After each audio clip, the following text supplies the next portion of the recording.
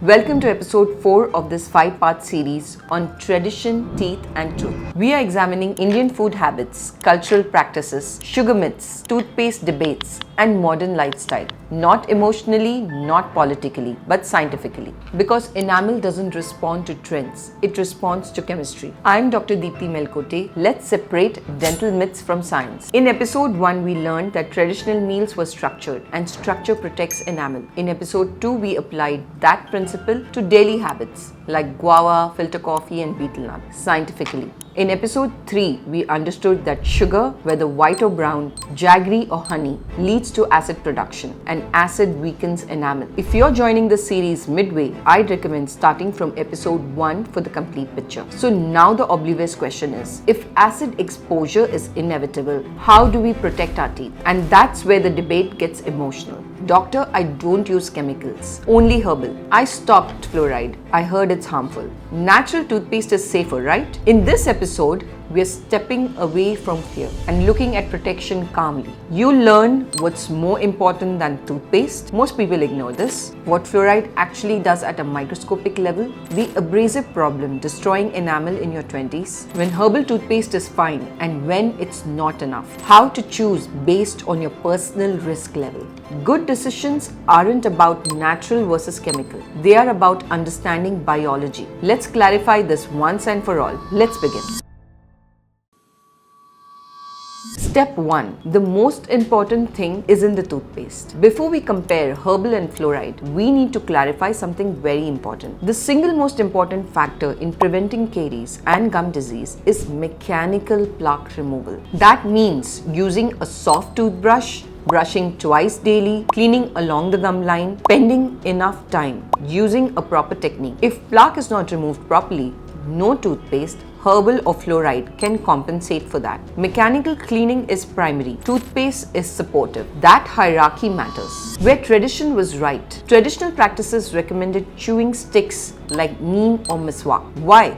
Because they provided mechanical friction. They stimulated saliva. Neem has antimicrobial properties. In the context of their time, these were practical and logical methods of oral hygiene. Tradition understood hygiene, but it did not have access to enamel chemistry. And that's where modern science adds refinement. There's one more traditional practice that deserves calm discussion. Oil pulling. Using coconut or sesame oil, swishing it in the mouth for several minutes. This is not a new social media trend. It is in fact a centuries-old practice known as gandusha or kavada. So what does science say? Regular oil pulling may reduce certain bacterial levels, improve gum inflammation in some individuals, reduce bad breath. And for some people, it becomes a mindful morning ritual. But here's the critical distinction. Oil pulling does not remove hardened plaque, reverse cavities, replace mechanical brushing, replace fluoride in high-risk patients. It does not strengthen enamel chemically.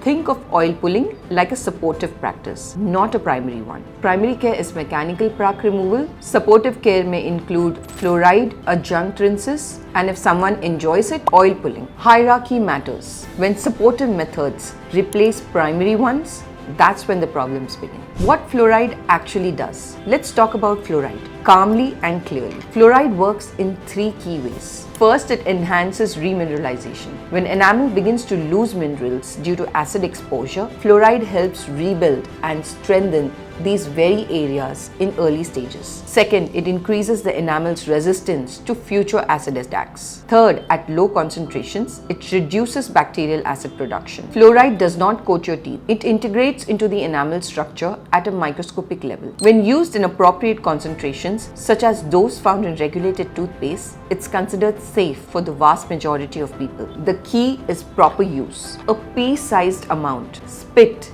Don't swallow. Supervise young children. Fluoride is not a magic shield, but in individuals at moderate to high cavity risk, it significantly improves enamel resilience. Now let's address something I see more frequently than fluoride-related harm.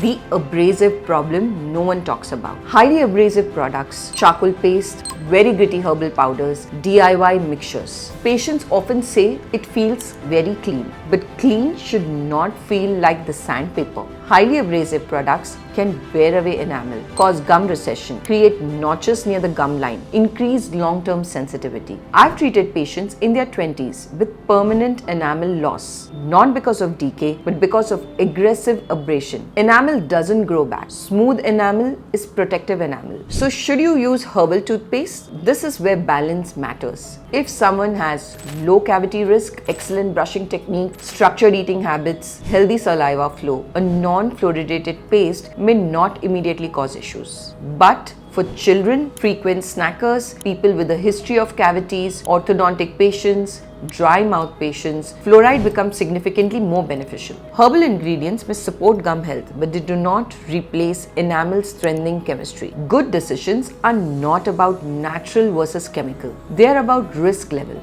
The bigger problem is in toothpaste. Here's what concerns me more than toothpaste debates. I see people avoiding fluoride while sipping sweet beverages all day. I see people using herbal toothpaste while snacking frequently. That mismatch is the real issue. If acid exposure remains high, enamel protection becomes even more important. Toothpaste is one part of a larger system. Diet structure, saliva health, frequency of exposure, brushing technique, professional care, all of it works together. Bringing it back to the series, in episode 1, we learned that structure protects. In episode 2, we evaluated habits through biology. In episode 3, we understood acid and demineralization. Today we clarified protection. Tradition taught hygiene. Science refined protection. That is evolution, not conflict. In the final episode, we are going to zoom out because even with all of this knowledge, cavities are still rising. Why? Because the biggest problem today is not sugar alone. It's frequency. Snacking all day, sipping all day, removing the ending. If this episode helped clarify something for you, tell me in the comments. Are you using a herbal toothpaste, a fluoride one, or a combination? And if you're unsure what's appropriate for your specific risk level, a preventive consultation can give you clarity tailored to you. I'm Dr. Deepti Melkote. See you in the final episode of this series. If you like the video, don't forget to share it with your loved ones and also hit the subscribe button.